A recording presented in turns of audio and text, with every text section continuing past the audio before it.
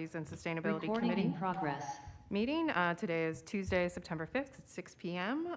Call tonight's meeting to order. We do have a quorum. We're full strength tonight, so that's great. And the agenda was properly posted? Great, thanks, Kristen. So then we'll move on to public appearances, the public's opportunity to speak about any subject that is not a specific agenda item. We do have a few people in Village Hall here and some people online. But I believe everyone here in the hall is for the Forest Inn. Is there anyone that wishes to speak on anything else? Okay, hearing none. If there's no objection, we could move the Forest and Drive Arbory Court discussion up in the agenda since it's what most people are interested in. Okay, great. So we'll move on to that.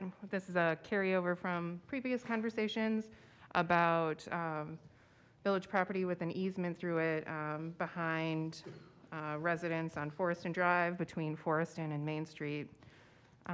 We had sent it to Parks, Recreation, and Forestry Committee and had a lengthy discussion at Parks Rec, and the department does have the capacity to maintain the property.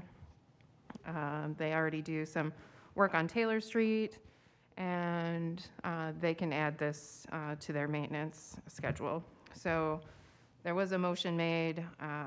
We're looking for a recommendation from them on how to proceed, just to take since they are the group that maintains it, take their opinion into account. And there was a motion by Laufenberg and a second by, I can't remember Penny's last name, to recommend that the village start maintaining the public green space located behind Forest and Drive Arbory Court, North Main Street, and to install the least invasive path over the easement to the green space. And that carried with a vote of 4-0-0. So we have a couple residents that wish to speak. And I have an email as well, but we could start out. Suzanne, you gave me or Ed, whoever wants to go first, your wish to speak for him, if you'd please.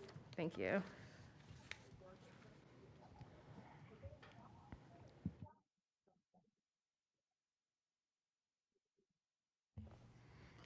Good evening, everybody. Thank you for your time.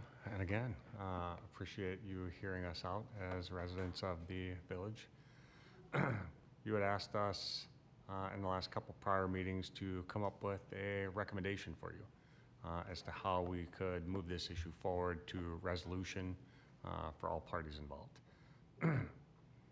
In the last meeting in the Public Works, not in the Public Works, in the Parks and Rec meeting, I think about a month ago, the idea of a waiver of liability was brought forth. I don't remember who that came from. It might have been from Rick or somebody else. But we have talked about that as a group of residents, the 7 that surround the green space. And that is our number one proposal back to you, would be, would you accept a recommendation that we would waive all village responsibility or liability to that property while we perform maintenance upon it? So that's what we would like for you to consider. It was brought forth in the last meeting. We're bringing it back and ask you to consider it. Thanks so much. Any questions for Ed before I turn it over to our next speaker? Okay. And Suzanne?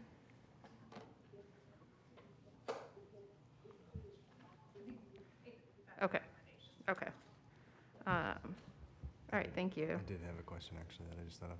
Okay. So you said every neighbor that's adjacent on Forston and Arbory is willing to do a liability waiver? One point of clarification there. There's a member online, so if you wouldn't mind speaking in the microphone, that would be great. I just want to make sure Larry can hear. He's a voting member. Thank you. So when Ed brought that to me last night, he also said they would remove their personal property from the green space. Correct. You kind of left that off.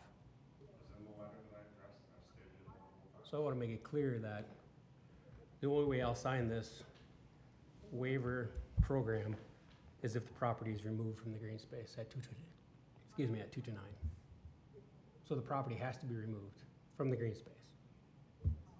So, just want to make sure that's in there.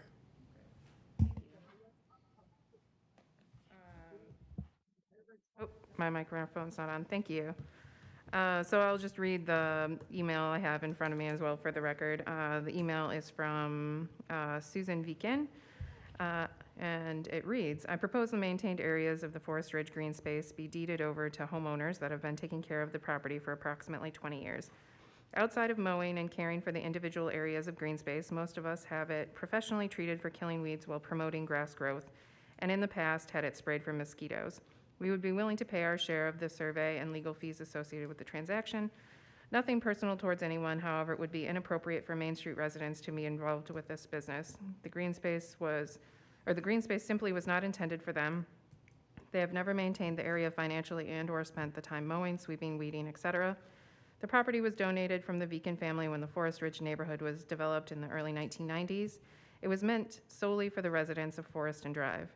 Being here since 1993 and one of the original residents, have enjoyed and appreciated the peacefulness of the green space for a very long time. While not completely understanding how all of this began, we would like to see a swift resolution, either staying as is or having the option of having the property deeded over to the homeowners. Thank you for your time and consideration. Susan M. Beacon. Brian, did you have anything to add on from Parks and Rec Committee or anything else? Yeah, I would, a few things. I guess I would caution the committee when starting to choose, if this would go that way, who gets the property and who doesn't. I anticipate you'll end up in the same situation we're in right now, but it'll be Main Street inside, talking about what's fair and what's not. But second, we have to be careful of our decisions we make today.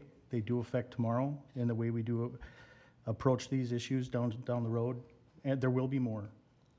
So I caution the committee on their decision today. Brian, just for clarification, has there been any change in stance from the attorney's perspective? Or is he still recommending that we wholly maintain this on our own ownership and maintenance? Rick's been fairly neutral, more so to kind of give the committee the decision on this. He was just giving, if you go this route, this is what happens, and what happens if we go this route. So Rick's been pretty impartial, but yeah, he's more left it up to the committee. Okay, next question, in talking with Sean, is it going to be Sean's to maintain or yours to maintain? Ideally Sean's, but we work together. I mean, obviously if he's got too many things going on, that's definitely something we can take care of. Okay, and then second question related to that same topic. If it goes that we maintain ownership and we maintain or are responsible for maintenance, is the intent that this would be mown as lawn like a typical park?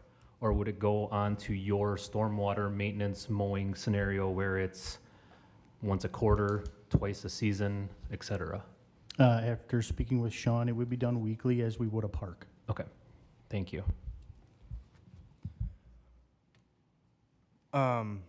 If we were to try to pursue a liability waiver, how would we, legal fees is my question. How would you guys be willing to pay for legal fees for that? Yes. Okay.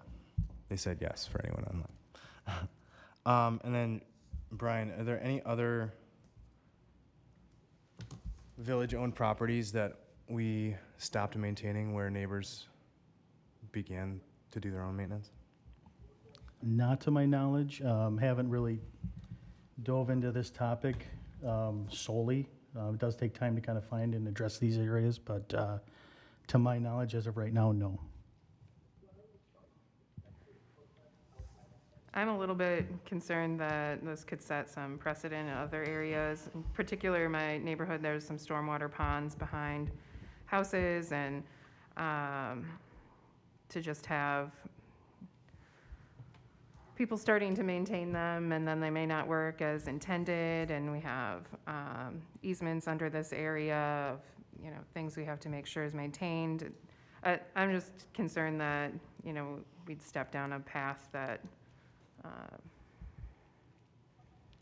you know, opening us up for other, this happening in other areas.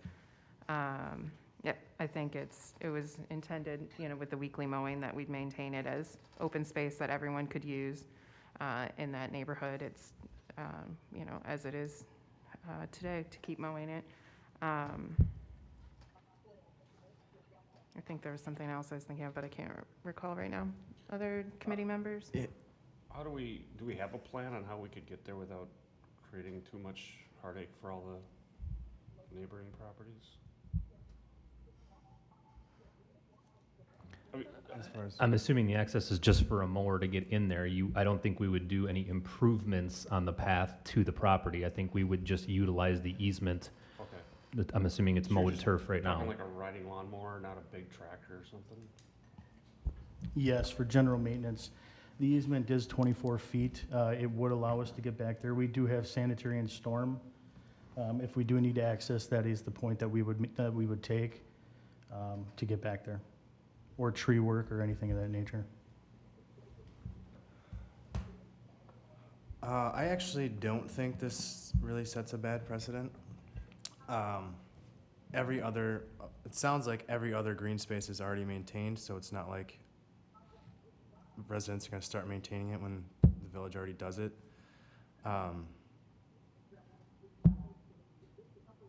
There was, you know, the village already once stopped maintaining it, and I think the residents are just worried that's gonna happen again.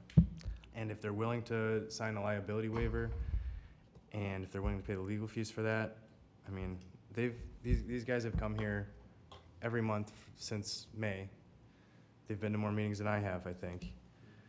And they've been compromising, and they've been trying to work with us in good faith, and I think that we have a possibility of doing this liability waiver, and I think that's a good compromise all around. It protects the village. It's not too much extra work for the Parks Department, and I think that's an okay compromise. So just for clarification, are you suggesting that we that we allow them to sign the waiver and maintain it themselves? Or are you suggesting that we will maintain it in a park-like manner to its current grade? No, they would maintain it. Okay. And just sign any liability, they sign a liability waiver, so if anything happens while they're maintaining it, that the village isn't liable for any injuries or anything like that. So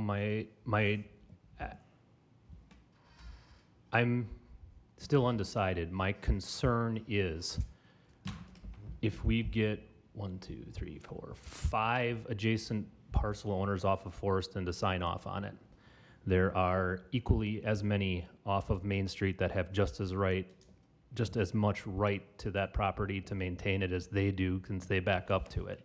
What prevents them from starting to mow onto it, not having signed a lien waiver, a waiver?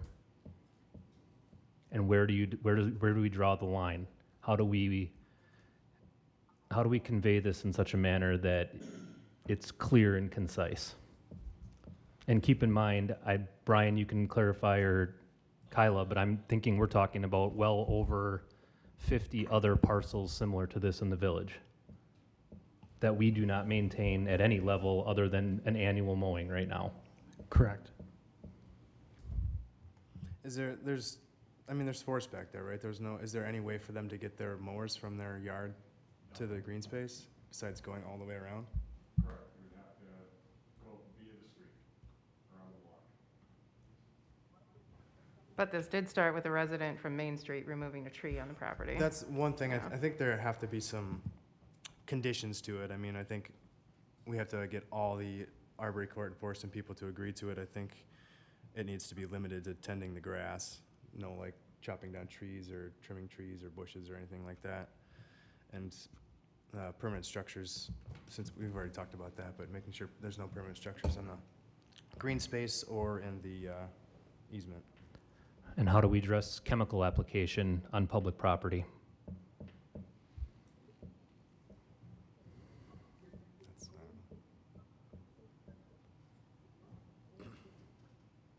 again, this is a green space that the village has already once stopped maintaining, you know.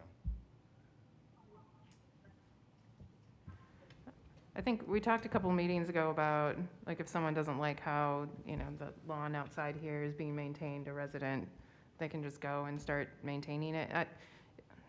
To give some residents rights over public property that other residents don't have, I think is not, you know, an equal share of public property. I don't, I guess from my perspective, we are already offering to maintain this to a park-like turf quality setting, which is exponentially greater than any other property like this that we do. So essentially, we are providing the exact same service in the exact same condition that it is right now. That seems pretty fair to me. I mean, taxpayer money-wise, we don't do that for any other stormwater parcel or outlot in the village right now that is not true parkland. As just another way of thinking about it for everybody to consider. Yeah, and I think the concern was initially, from what I remember, I've been missing a couple of meetings, so I probably missed a few discussions on this, but I do remember earlier discussions where that it would go into like a, you know, like a hayfield type of a setting, then you get animals that you don't want in your backyard and that sort of thing. So to your point, if you're mowing it weekly or whenever it's needed, that should eliminate that. You shouldn't have the mosquito issue. The thing with the waiver that I'm not for or against it, but the thought I have is, you know, you've got 5 neighbors along Forest and 3 agree to it, 2 don't, or maybe all 5 do it and somebody moves and a new owner doesn't want to do it.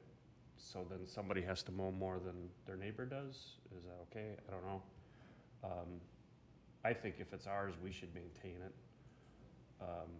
And I would like to see if it's going to be maintained to be done in a manner like you were talking about, Brian, where a weekly or so that these folks don't have a hayfield in their backyard. They've got a yard. I would think if my neighbor had a vacant lot and I had to mow it to keep it nice and then he decided to mow it, I'd be okay with that, right? That's one less thing to worry about. But I don't know what your guys' thoughts. You live there, so I don't know what your opinions are of that, but just my thought. Sorry. there's a member, sorry, Suzanne, thank you.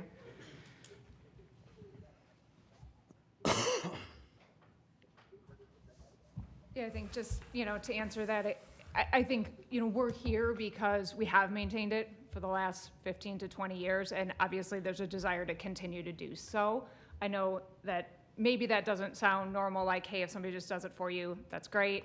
But it is the community that we've built, you know, in the backyard. That's why we're here. That's why we've advocated for it.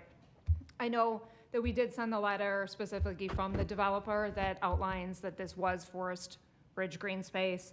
I'm assuming everyone has a copy of that and is aware of his intention that belongs to us and not to Main Street in terms of the development. In addition, the legal definition is Forest Ridge. The plat definition is Forest Ridge. The covenants associated with the plat is Forest Ridge. So it's the development time cycle is Forest Ridge. If you look at the plat designations of Main Street, they're not even concurrent with time frame nor with naming. So it's pretty clear that this is about Forest Ridge in our mind. As Susan mentioned in her letter, we've been maintaining it at our cost for the last 14, you know, plus years. And obviously we're the ones who brought it to you when somebody was doing something from Main Street, coming back into a space they hadn't before to damage tree line. So that's why we're asking for what we're looking for to maintain it in the current condition that allows the children to use it, to run free through it. Thanks, Suzanne.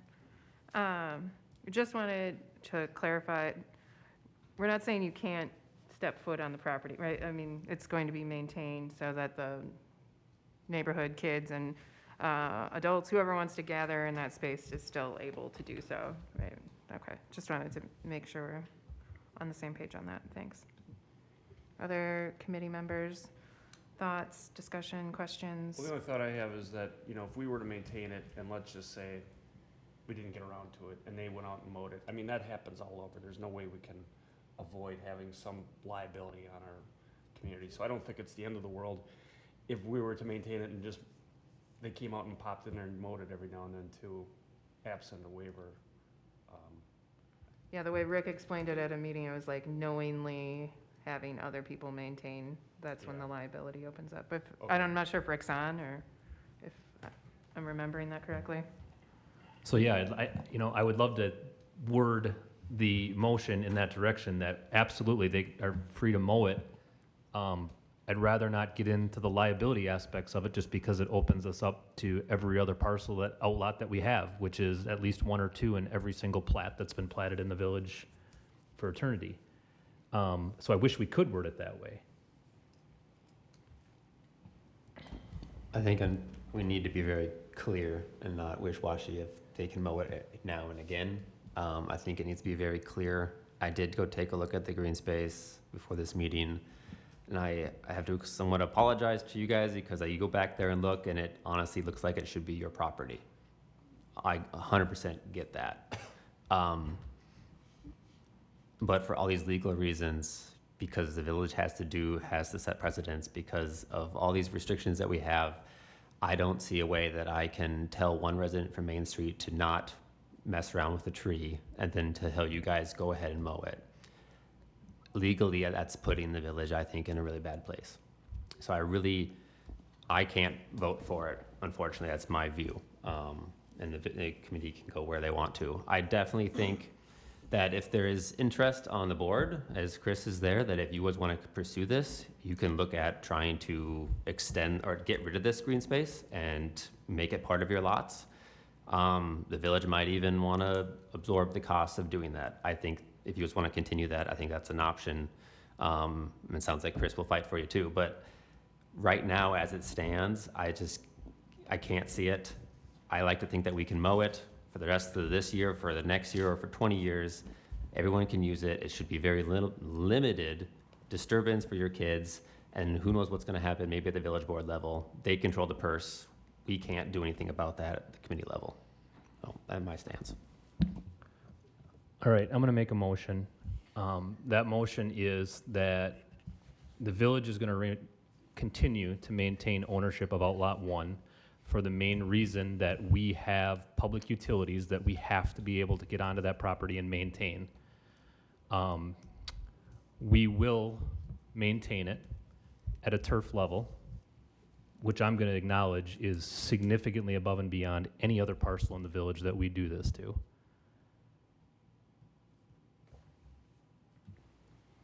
I'm trying to think. That should be it, right?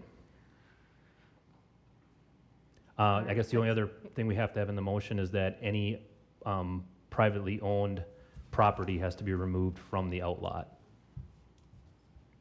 And that's the fairest compromise I can come up with from the village perspective, legally speaking. Thanks, Matt. First, we have to get a second, and then we can have discussion on it. Kristen, did you I'll get second it. Okay, and Larry seconds. Did you have a specific question, Suzanne? I do. Okay.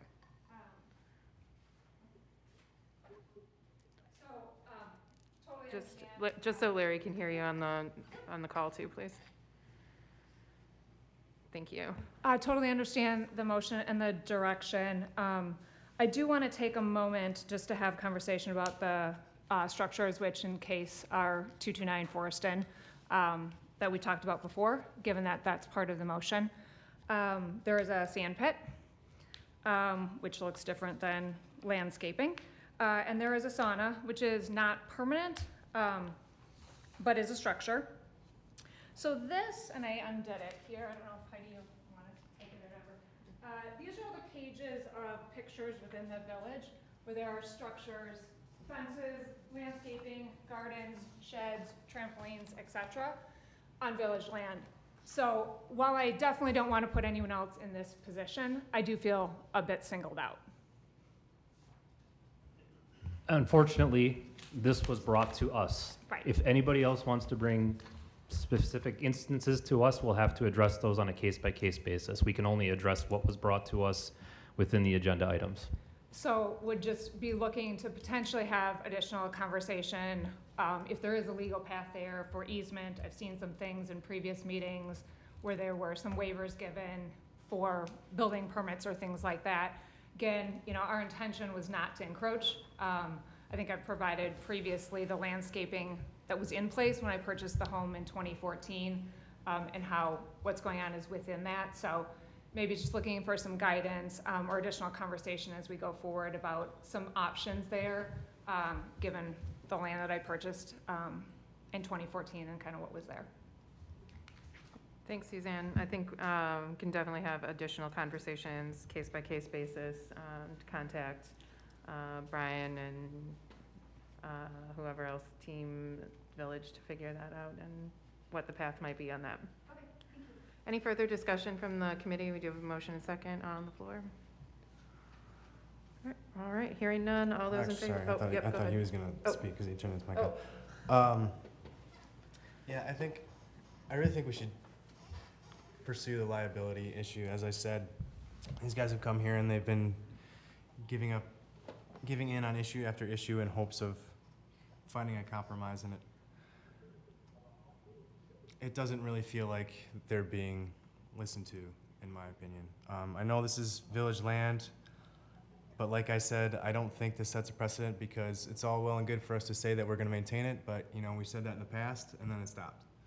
So I'm sure what they're worried about is that happening again and it becoming overgrown. They're willing to sign a waiver. I think that's something we should look into, and I think we should vote against this motion. Can I also request a roll call vote, please? Sure. Any other discussion on this item? And Kristen, do you call the roll call vote, or should? Okay. Sorry to put you on the spot.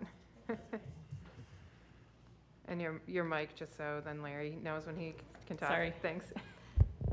All right, Eberhart, Aye. Elmore, Aye. Hackle. Aye. Hess, Aye. Keek, Aye. Murphy, Aye. Stoa, No. Okay, motion carries. I guess, then we can move on to our next item. If any residents have any specific questions, you can direct to the department, or, I guess it can distribute any other communications to us as needed. Okay, thank you. All right, then we'll move, back up to 4A, update on solar panels for the municipal services building. Do we have any, I know they were expecting some things, but everything's still supply chain problems. Yeah, so I just received some information here at around 5:30 today. This Thursday, 9 a.m., they're going to be, sounds like finishing it up. No guarantees, but at least they're going to be there working. So we'll have an update next meeting on how it's going. Okay, great, thank you. And once it starts generating power, a cool social media post might be pretty neat. Okay. All right, any questions on solar panels? All right, then we'll move on to 4C, discuss and consider lighting options for the Glacial Drumlin Trail parking lot, which we've talked a little bit about previously. Do you have something to consider for that yet tonight, or is that a placeholder? Still waiting on the state. So. Okay, well, that's not unexpected, I suppose, to wait on the state to decide on that. Any questions for the team on that?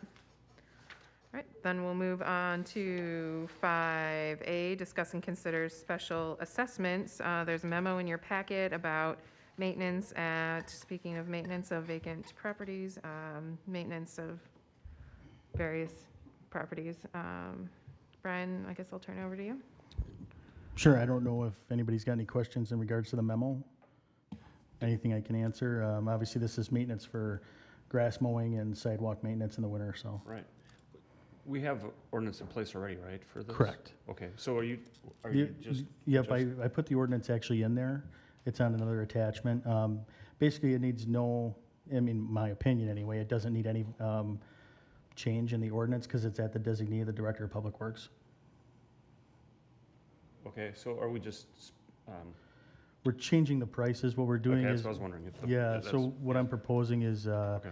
we outsource this, we contract it out. We're getting larger. I do feel like these incidences will occur more and more, so I do feel it's a good direction for us to go. Okay. Brian, do you have quotes that will meet this threshold for the dollar values, or do you have a contract, or how do you anticipate handling this if we're starting to get, you know, one a month or two a quarter, or, you know, do you have somebody that'll do it for these prices? I do. I reached out to several contractors, only one called me back. Fortunately, it happens to be local, so the response time should be very good for in the winter especially. Okay. But yes, these are the quotes straight from the contractor. On that, sorry, did you have another question? I guess Go just to, as a follow-up to that, so if you've got the quote, do we have $50 on top of that for administrative time to take care of dealing with this? Besides just paying the contractor the $250 or whatever the fee value is? Yeah, so currently, you know, I mean, I put the prices in there, I guess, because these prices were considerably higher, almost double. I kind of factored that, I figured it was factored in. You know, we can definitely go back and adjust those if you see that it needs that, that's. I don't want to make money on it, but I don't want to lose money on it, I guess is how I'm coming at it. Yeah, essentially, you know, for winter, and that seems to be our biggest issue, right? All it would come to is a phone call Okay. from me. Grass is where we get into an issue of having to give notice, 2 weeks. We're doing mailings, a letter, a little more administrative level activity, but coming to snow, there's no waiting period because it's a safety issue. So it's a phone call from me to the contractor, it's done. Very little to no administrative. Okay. So considering the topic we just covered, can we legally go on somebody's property and mow their yard? If they're in violation of the ordinance, Okay. yes. Okay. Obviously, we do send out a mailer that gives them 2 weeks to rectify that and become compliant. If they don't by that 2-week period of time, then we do, you know, we send out, currently right now, it's just a crew member that goes out and takes care of it, 1 or 2, depending on the size of the lot. But yeah, yes, if they're in violation of ordinance, yes. And they have proper notification, yes. So for these the new cost of the violations, is that going to increase after the second offense as well, or is that just the same every time? It was just going to be the same every Okay. time. We historically haven't had very many second offenders.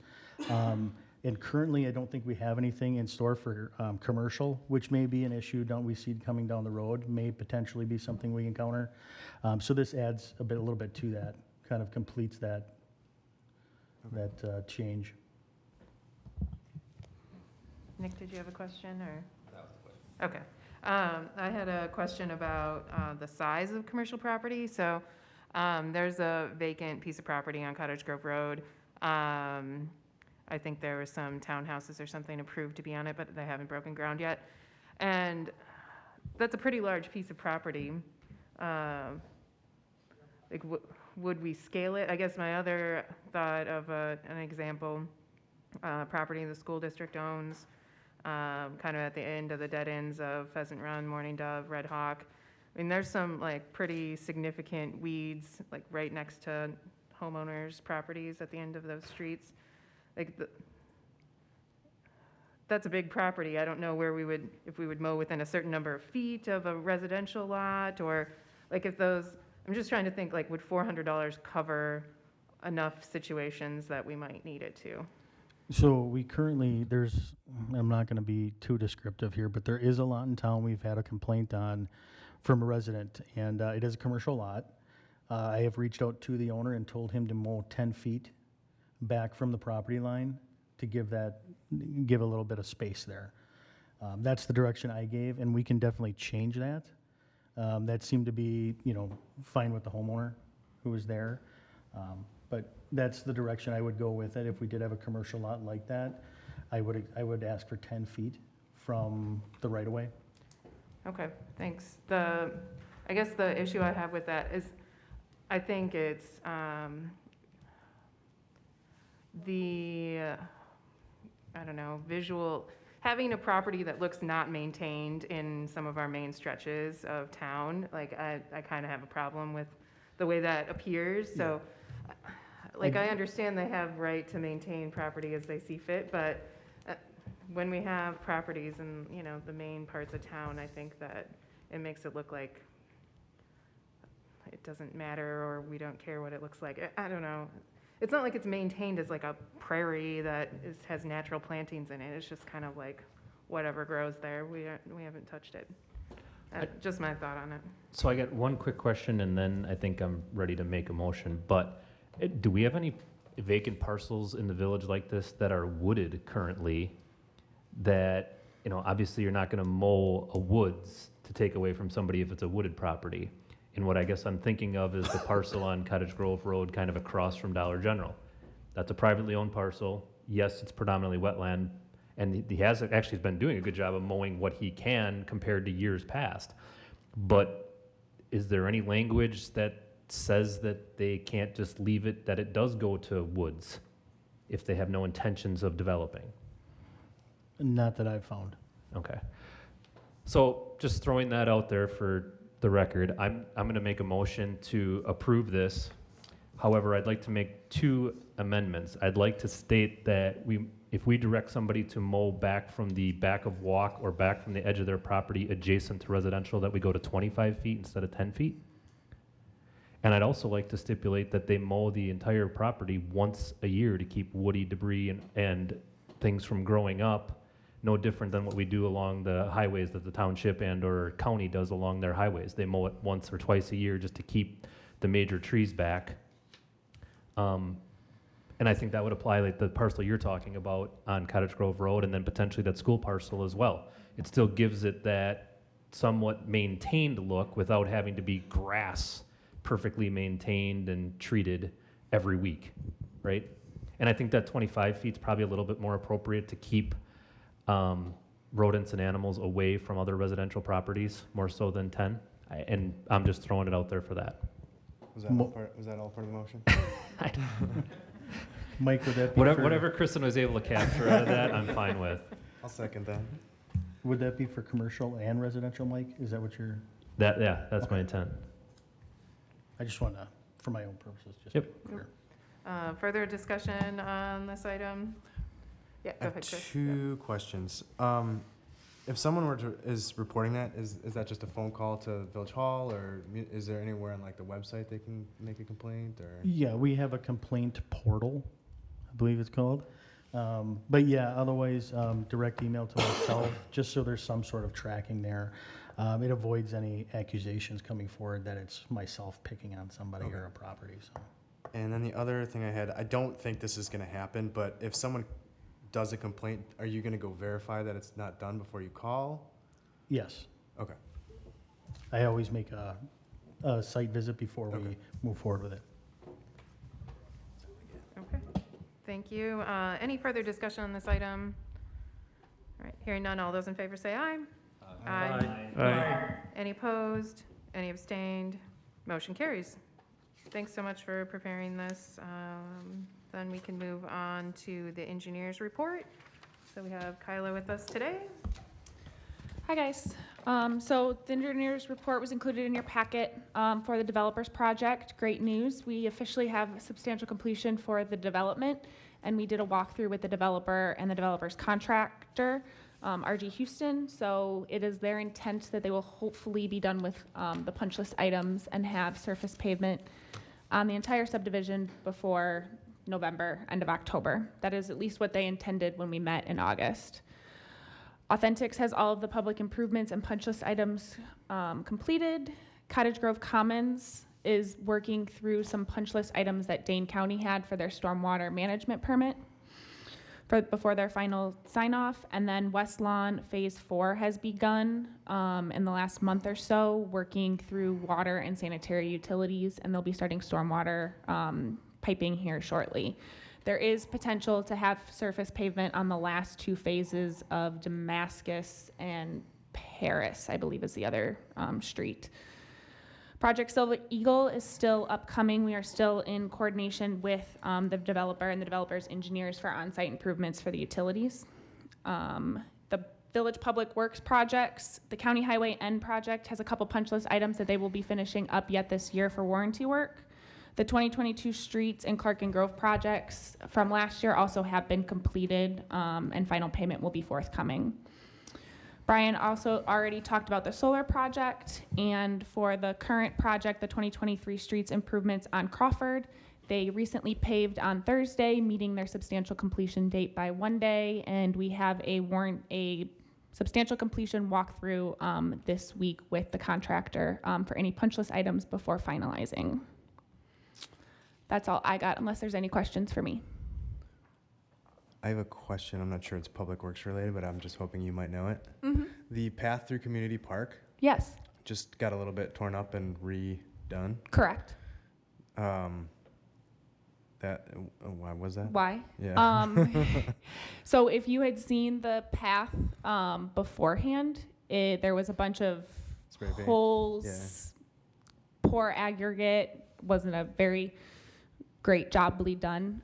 So as part of their warranty work, Tri-County came back and repaved the portions that had failed over the last year. Thank you. Yep. Any other questions for Kyla? Great, then we can move on to Brian's report. Public Works Technician Staff Recruitment Update. So we had Jeremy Salmon, his first day was today. Public Works Technician. He's got a little bit of, he does have local government experience, but primarily, you know, what caught our eye was his experience. He actually was a part of that Hawkins coming on and being a part of the transition for chemicals being delivered here. So he's got familiarity with our chemical pumps, chemicals, and he knows that environment. So it was nice to have him see that come through our hiring process. And today was his first day. Unfortunately, we had him chipping. So 91 degrees. It wasn't, I'm sure, his funnest day, but it went well. We touched base at the end of the day. So just wanted to give a quick update. 2024's budget. We will be going over that for review and approval at next month's meeting. We just needed to push it back just a little bit. So. Village did take ownership of 101 East Cottage Grove Road. It's the White House at the corner. Just wanted to give an update because obviously with being now it's public property. Just wanted to give like an outline, at the bottom there of whose responsibilities are whom's, moving forward. We'll be shutting the water off tomorrow. We've already talked to Alliant on getting the gas and electric taken out. So moving forward here, just preparing for winter. Ideally, we'd like to see and I'm not really sure exactly on the full direction of this. So I just want to make sure if it's still standing that we don't run into an issue with winter. And like Kyla said, Crawford went great. Compared to last year, it was awesome. Thanks, Brian. Questions? Why did for we Brian? buy 101 East Cottage Grove Road? What's that? Why did we buy this house? I don't actually. I'm not up to speed on that. I'm not Okay. sure. I got marching orders. Make sure it's ready for winter kind of thing. So. All right.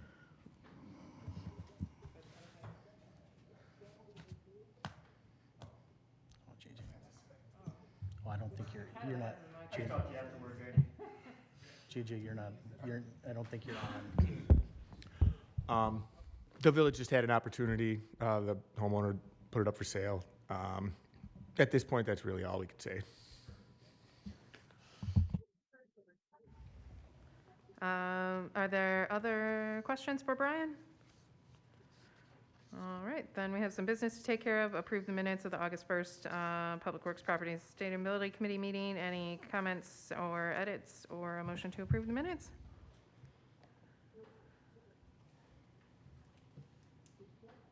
Make a motion to approve the minutes from the previous meeting.